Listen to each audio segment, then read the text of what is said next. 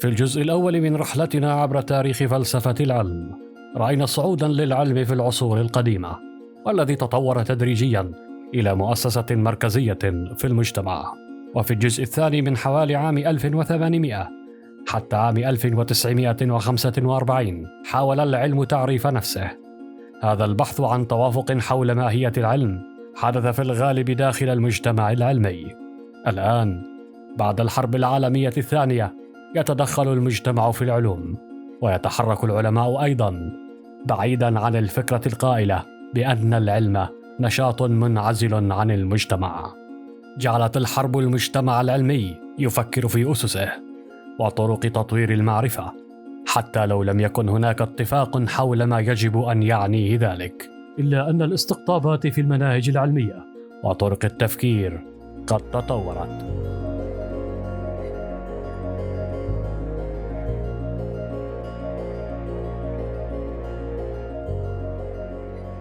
After the Second World War, there is an understanding of the pluralism in science, but also work in order to sort of develop and reconciliate different positions within science.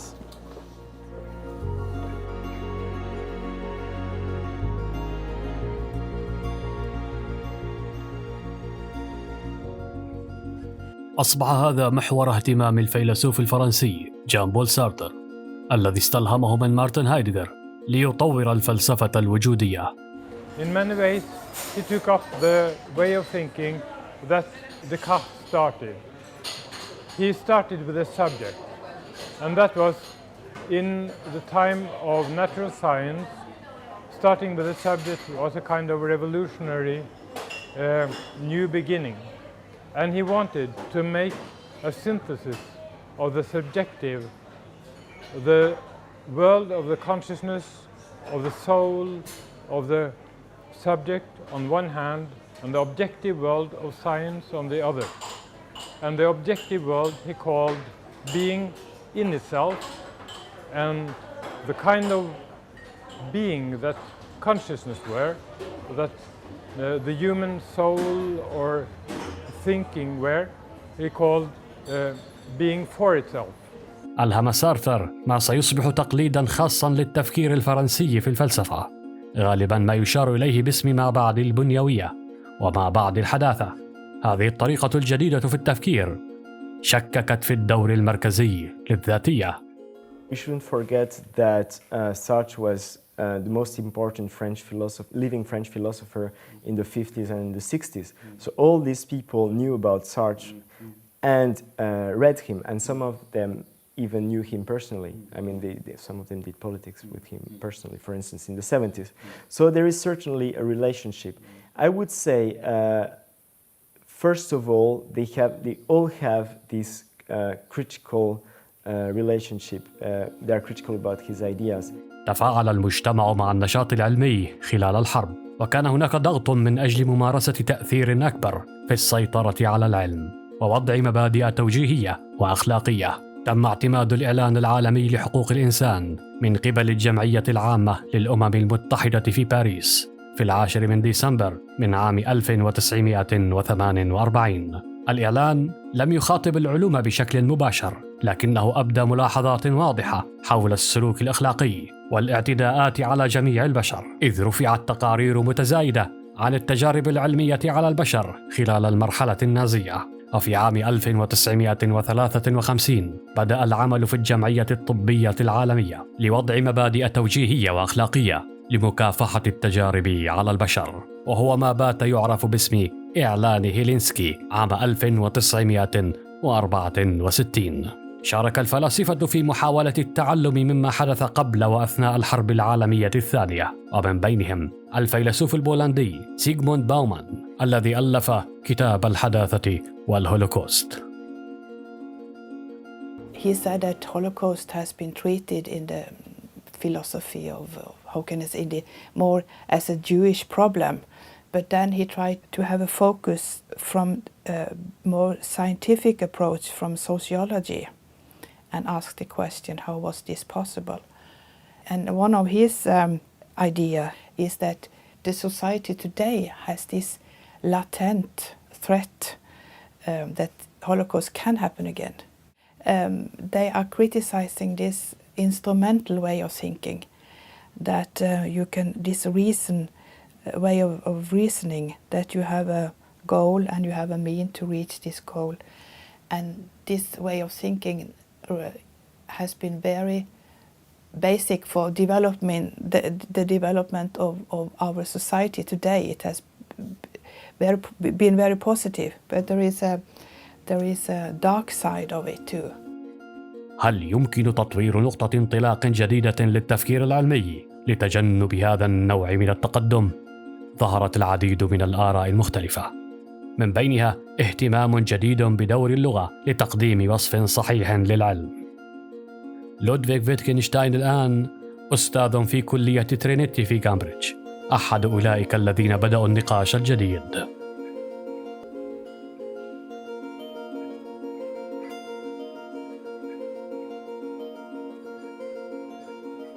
I'm now going to take from the case one of Wittgenstein's notebooks. We have a large collection of Wittgenstein philosophical notebooks and papers. He was a Fellow of Trinity until his death in 1951.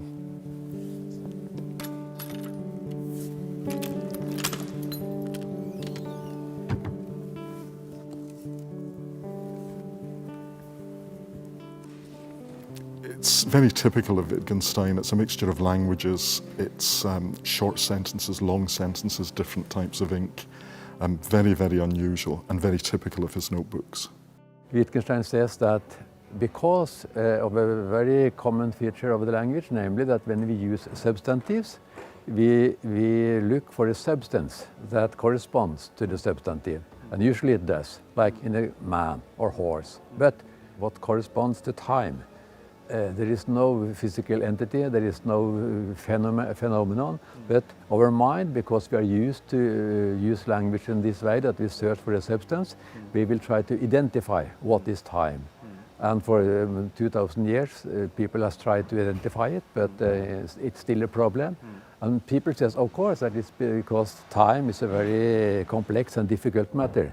And Wittgenstein says, no, it's the way you pose the question that causes the problems. Because when we ask what is time, then we are starting to looking for if we will just move forward, we will come to an end where we have identified time. If that was the case, well, in 2000 years we should have been able to have done it. And then he go further and said that this problem doesn't only regards the question of time. If you ask, for instance, what is meaning, and like in this course, what is science, you will have the same problem if you think that you will be able to find a finite answer.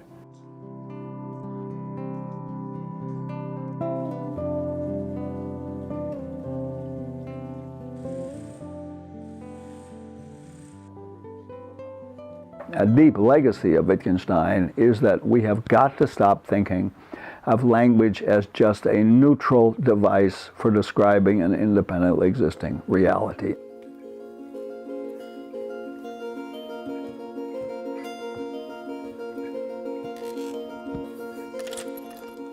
لم يتفق الجميع مع فتجشتاين على أهمية اللغة، فمن بين المشككين كان ابن خالة فتجشتاين فريدريك فون هايك والفيلسوف النمساوي كارل بوبر.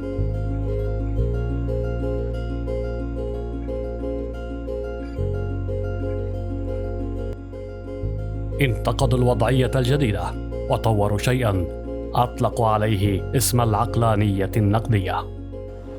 Both Friedrich von Hayek and Karl Popper were skeptical to the Vienna Circle and their thinking. They were also skeptical to the historical school in Germany. They were afraid of a science that would lead to some sort of relativism. But on the other hand, they were afraid of a science that could have some sort of absolute claim on knowledge. So they tried to figure out how to balance a way of thinking science and truth, and on the other hand, not fall into any of these traps. كان هايك يعارض بشدة فكرة وحدة العلم. كان يرى أنه من الخطأ أخذ الأساليب والأفكار من العلوم الطبيعية ونقلها إلى العلوم الاجتماعية، إذ أن هذا من شأنه أن يؤدي إلى التفكير الهندسي في المسائل الاجتماعية، وهو ما يمثل تهديداً للمجتمع. So the society has to be understand in its own way, and part of that is to understand that society is an evolutionary process. He illustrated this by saying that even if society is the result of human action, it is not necessarily the result of human design.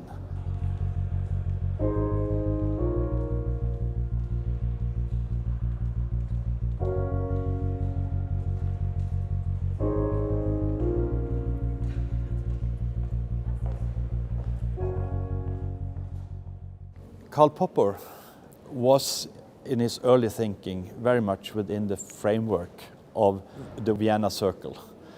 But he was also critical. And he was particularly critical to the idea that you somehow could develop knowledge based on induction, based on observation only. The problem with Popper was that he heavily criticized, too heavily, Wittgenstein, and opposed any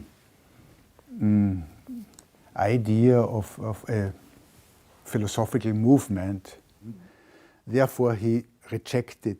Till the end of his life, I had an interview with him in the 90s, any form of inductivism. وهنا عاد إلى ديفيد هيوم وإلى مثاله حول البجع.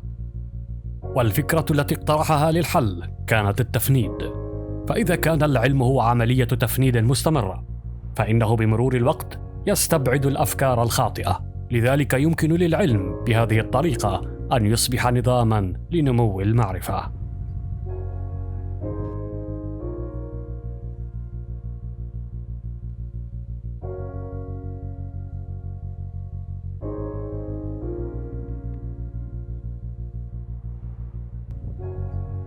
في الخمسينيات من القرن الماضي، وفي تطور موازن للتساؤل حول ماهية العلم، تطور الفن أيضاً. وما بدأ يصبح أكثر وضوحاً في كل من العلم والفن هو النقد والتمرد. وجاءت هذه المرة مما سيدعى بالبيت آرت. It was a huge reaction, a reaction to, to the atom bomb, to the dishwashing machine, to the car, to the constraints of the family, to religion, to the kitchen sink. It was a reaction to, to suburbia, to normality in a way. Did they have any rules? Were there any sort of program? No, the rule was to have no rule. The rule was that you should experiment and try to find, an inner platform where you could, just be you in a way. And just by looking at this picture here, I think it's quite evident how it was all about, finding a space like this canvas where you could be yourself, where you could project your own inner emotions. ازدهرت ثقافة البيت آرت في سان فرانسيسكو، وأصبحت عنصراً في الحركة التي طالبت بالحقوق المدنية. وفيما بعد الهيبيين. أثر هذا السياق على الجامعات أيضاً.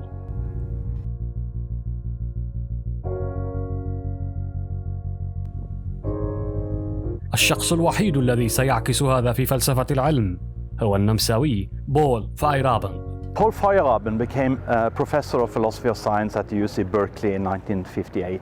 He was an exponent of what we could call the sociology of scientific knowledge. And he remarked when he arrived here that the university was generally still a white male enterprise, and scientific discourse strongly influenced by that.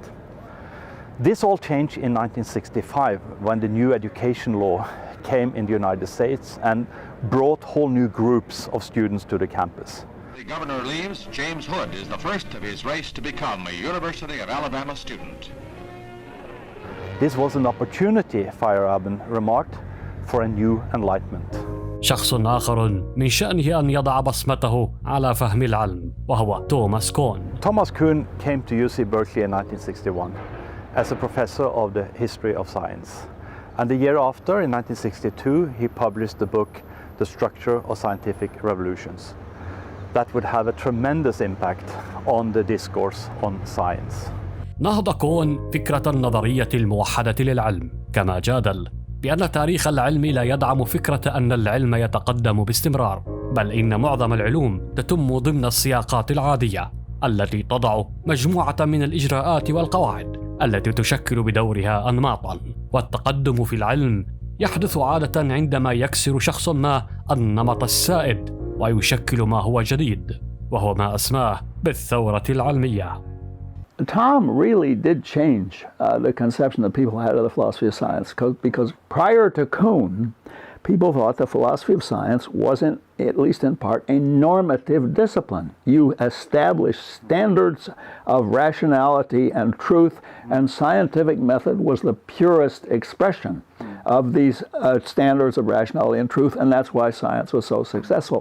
So Tom got rid of the idea that the philosophy of science was a normative discipline designed to articulate some ideal called scientific method. في الولايات المتحدة كان قانون التعليم لعام 1965 يعني نهاية جميع أشكال التمييز العنصري في التعليم العالي،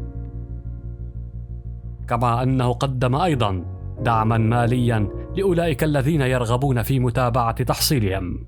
عدد الطلاب الجامعيين تضاعف تقريباً في منتصف الستينيات إلى منتصف السبعينيات. لقد ولدت جامعات التعليم الجماهيري الحديثة.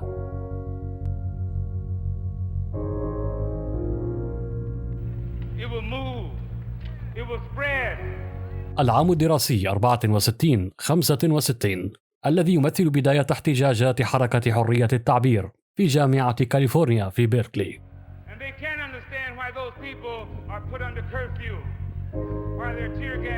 بدأت حركة طلابية من شأنها تغيير شكل الجامعات في جميع أنحاء العالم. لقد ألهمت الإضرابات الطلابية والانتفاضة في كل من الولايات المتحدة وألمانيا. وفي ربيع عام 1968 في فرنسا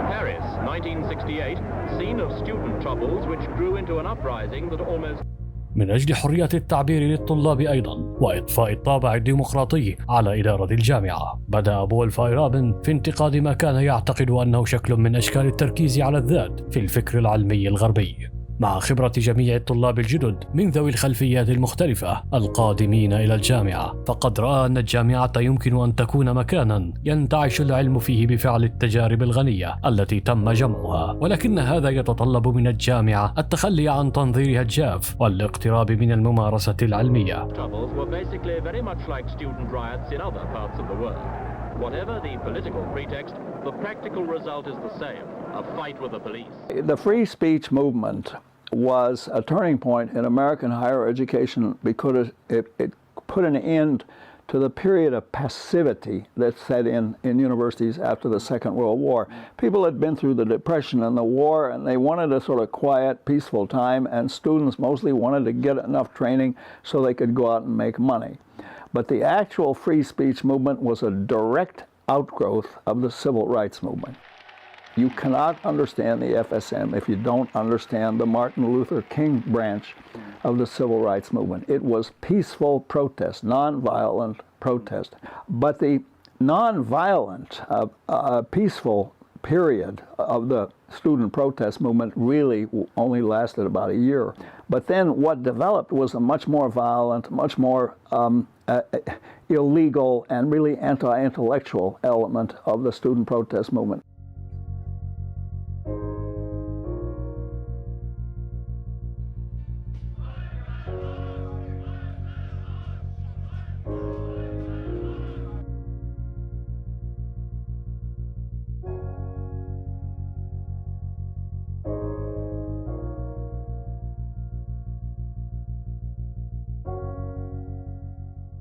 The student revolt in Germany started with a demonstration here at the Freie Universität in the summer of 1966.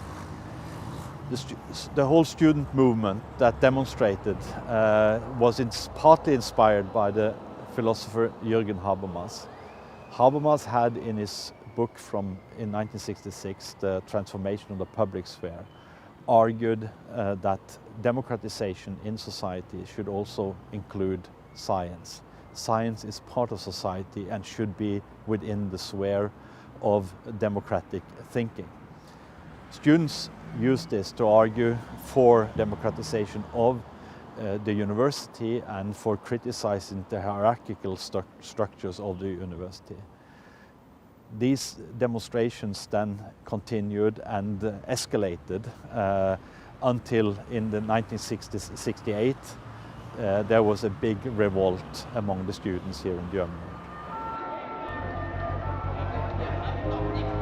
في فرنسا تم دمج احتجاجات الطلاب في عام 1968 مع حركة فلسفية كبيرة وكان لها آثاراً سياسية واجتماعية كبيرة. French theory is, a word which is used in usually in the English-speaking academy to refer to French philosophy of, from the 1970s onwards and how it has been used in particular in social sciences in the United States, in social sciences department like gender studies, cultural studies, so on and so forth, to characterize conceptually what all these people who had slightly different projects had in common.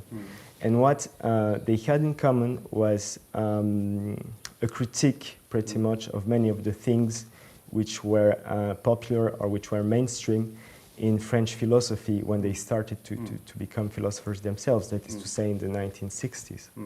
So I would say there is a critique definitely in all of their thinkings. There's a critique of the subject as stable entity which would be able to describe objectively the world as it is. I think there is as well a critique of essences, or the idea that you can just describe things or social phenomena, if we're talking about social sciences, are as they are, and that's it, as would many positivists would argue. Is there a political dimension to this sort of movement or this development of the thinking, do you think? Yeah, I think that's an excellent point in it. There is a strong political dimension to the works of all of these thinkers.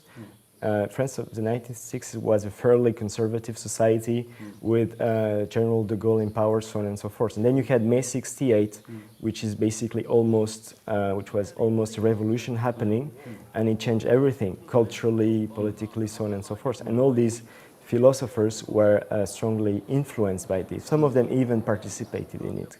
Guattari, for instance, was actively involved in it. So this made them think about ways to change radically or not radically society, and this made them reflect on how social change happens. So therefore they are so relevant to social sciences.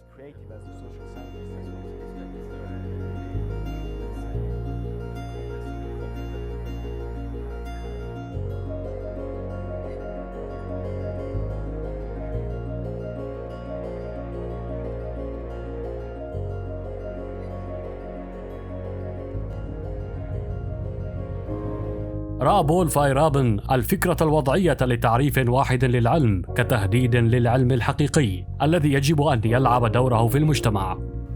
He both argued that it's a wrong idea, there is no historical support for that idea. Rather, he said that in a free society, science should play a more pluralistic role, and he called for what he called anarchy in scientific research. أدى التوتر في المواقف المختلفة في فلسفة العلم في الثمانينيات إلى ما يسمى بحروب العلوم، فقد كان العلم صراعاً بين أنماط مختلفة، ولم يكن هناك أي طريقة يمكن من خلالها التوفيق بينها. Now there's a very peculiar progression here, and I think somebody ought to study it, and it's this. There are three guys who all are related to each other: Popper, Kuhn, Feyerabend. And now, in a sense, Popper produced exactly what he most feared, what he most hated, a kind of irrationalism. But Popper, unfortunately, broke the connection between science and truth. Popper tried to show The scientist is not trying to tell us the truth. They're trying to get something that hasn't yet been falsified. And you go tentatively with something and keep trying to falsify it until you falsify it, and then you get something else.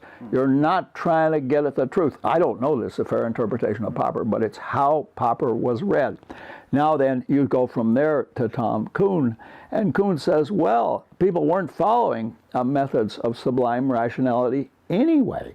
What they were doing was opportunistic, often chaotic, and the structure is not one of rational criteria applied relentlessly. It's one of movement from one scientific revolution to the next. You get a paradigm, and then you try to overthrow that paradigm, and you get a new paradigm. So the idea is now we get a further break between science and truth, and then comes Paul Feyerabend, who is the limit of this crazy development, and he said, well, the hell with the truth anyway.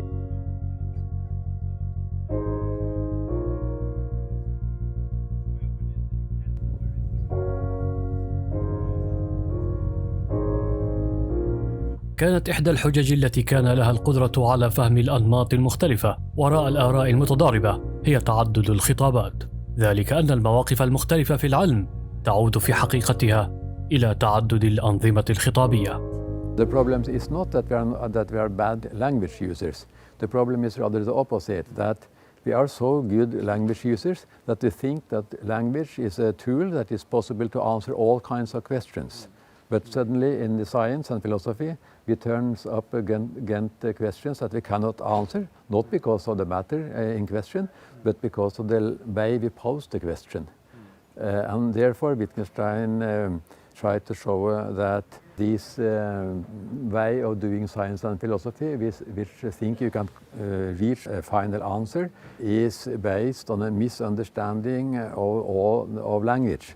Because if language was, so to speak, guided by one logical form, then language will be able to make pictures of reality.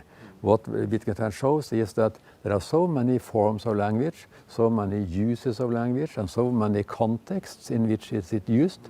So it is impossible to make one theory about language. And that is why he started to show by examples different forms of language use. And he developed this model, or this way of making examples that he called language games. كان الكثيرون ينظرون إلى التحول اللغوي في العلم باعتباره انزياحاً للنسبوية في العلوم، ومع ذلك فقد رأى البعض أنه وسيلة لتطوير العقل والعقلانية. كان يورغن هابرماس أحد أقوى الدعاة لهذا التفكير، نظراً لكونه ألماني شعر باهتمام خاص، وتحمل مسؤولية المساهمة في بناء مجتمع ديمقراطي منفتح ومتحضر. التحولات في الفعل التواصلي التي شملت الرؤى اللغوية شكلت فرصة له لوضع المداولات العامة في قلب السيرورة الديمقراطية. Habermas saw democracy as the only remedy against totalitarian tendencies both in science and in society. But he didn't regard the students' protest movement as democratic. Rather, he argued that a democracy requires thorough discussion, deliberation, and the possibility to sort out the best arguments. Habermas saw the development of coffee houses in Britain in the 18th century and the cafes at the continent in the 19th century as institutions that paved the way for democracy. They did so because these were places where people could come and bring their discussions, disagreements and conversations, and it happened out in a public space. وفقاً لهابرماس يجب أن يكون للفعل التواصلي تأثيراً أيضاً على تنظيم العلم. لكن كيف سيؤثر ذلك على الوضع الحالي؟ ألا زال للفلسفة دور في العلم؟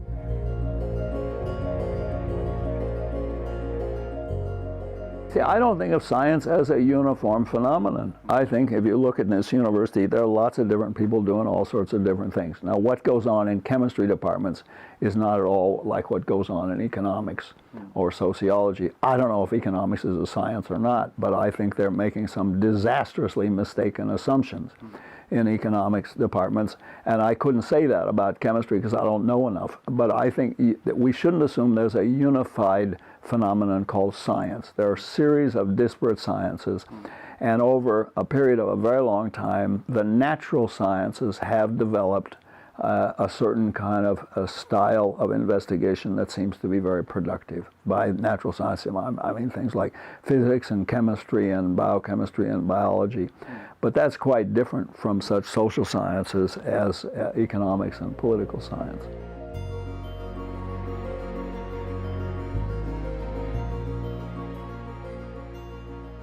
If ethics is the first science and then we develop from that perspective, it's an integrated part of science. But on the other side, I don't know if that's possible, more theoretical. It's very complicated, theoretical.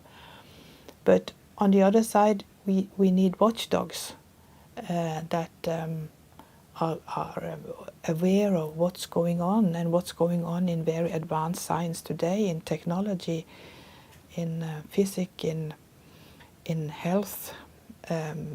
Because I think there is a motor inside science that people that are doing science, they are so eager of doing more and more and more. They can see, oh, we have to solve this and this and this. So they are working very much inside this box. But we need someone outside that said, no, maybe we should stop here, or maybe we should take it different. We have to be aware, or we have to discuss this.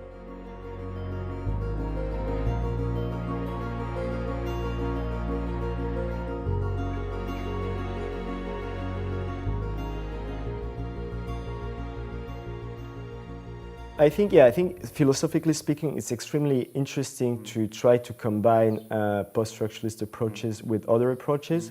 So phenomenology is one, definitely, but as well, for instance, critical theory. I think it would be very, very interesting. Perhaps as well the tradition of Marxism and so on and so forth. And as well, more broadly, in particular for social sciences, I think it's what is interesting for researchers is to understand what is going on in society now, social change. So I think now researchers would need to use these theories to understand what is new now, because this is how you can be creative, I think, and with the philosophy.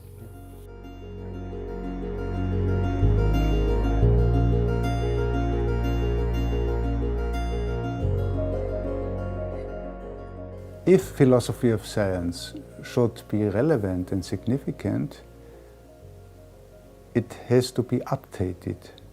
It has to be embedded and contextualized with what is going on in all sciences.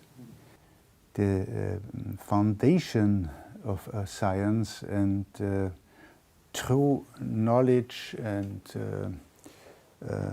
secure knowledge is only the end.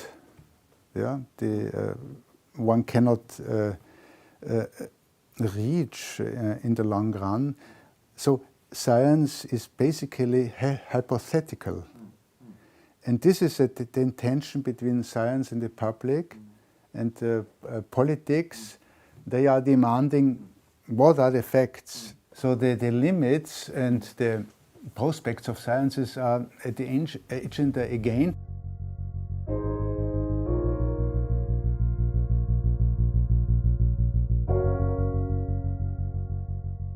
Well, the philosophers' questions tend to be very broad conceptual questions. So the question, what causes cancer, that's not a philosopher's question. That's a question for the medical and biological sciences.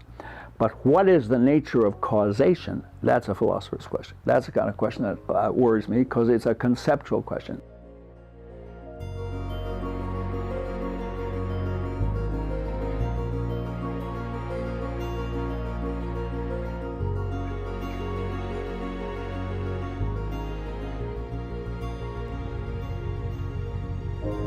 لقد رأينا من خلال رحلتنا أن العلم قد تغير، ولكن لا تزال هناك حيوية خاصة للعلم في المجتمع. يبدو أن بعض الإشكاليات والقضايا الشائكة قد تابعت العلم عبر تاريخه، بمعنى أننا ما زلنا نكافح مع بعض الأسئلة الفلسفية القديمة. The influences of Aristotle are seen almost everywhere, both in the proponents of science, but also in the opponents of science, if you like, or the alternative ways of thinking science. So in a way, every aspect of modern conceptions of science are molded in a way in the forms that were laid out by Aristotle. I mean, both the people who are very oriented towards, you know, what you might call conventional empirical research, they are in a sort of stream of influence from Aristotle, but also the people who claim what's called experiential learning, if you like, are also inspired by different parts of Aristotle.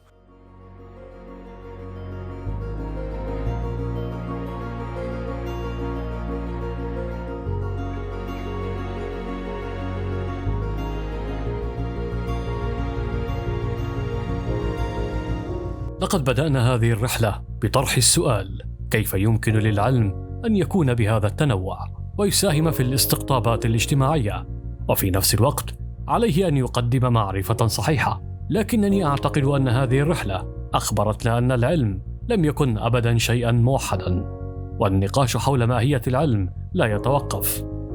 وقد رأينا أن العلم في تغير مستمر وسيستمر في التغير.